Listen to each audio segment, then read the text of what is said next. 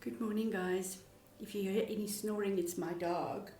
So, that out of the way. Having chatted with a friend of mine this morning, I became aware again of the incredible power that a relationship can have on a person.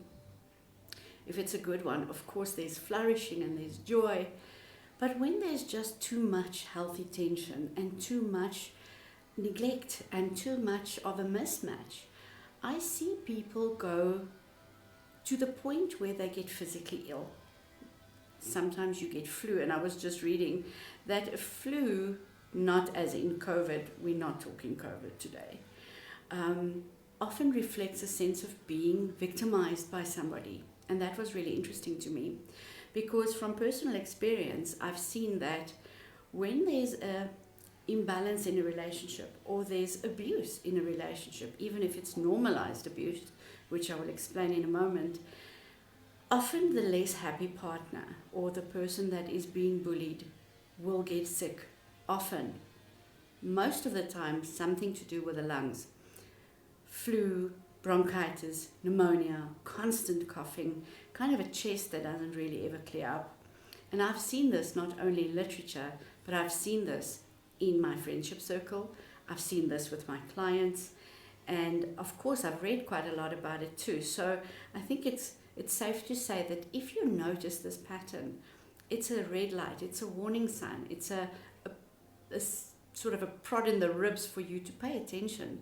Something is not okay with you, which brings me to normalized trauma.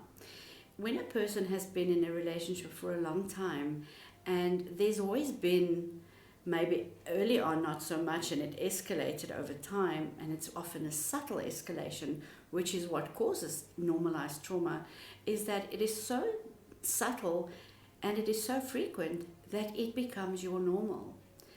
So I deal with people who say to me, no, I'm not anxious, no, I'm not depressed, but I can see the signs and symptoms pretty clearly.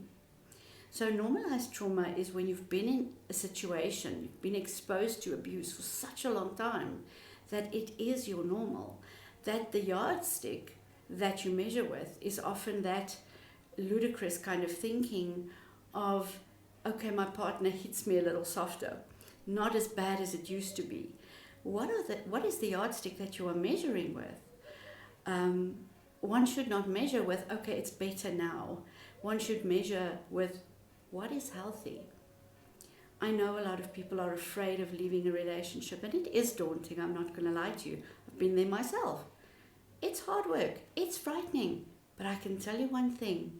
Living the way that you do in an unhappy, unfulfilling, abusive relationship is not the way to live. And I'm not here to sell any service, but if it's something that you wonder about and you just want an ear to listen to your thoughts, to download some of what you are concerned about and maybe get an objective opinion, you are really welcome to contact me. But more than that, I really want you to just become aware. One does not just pack up and leave.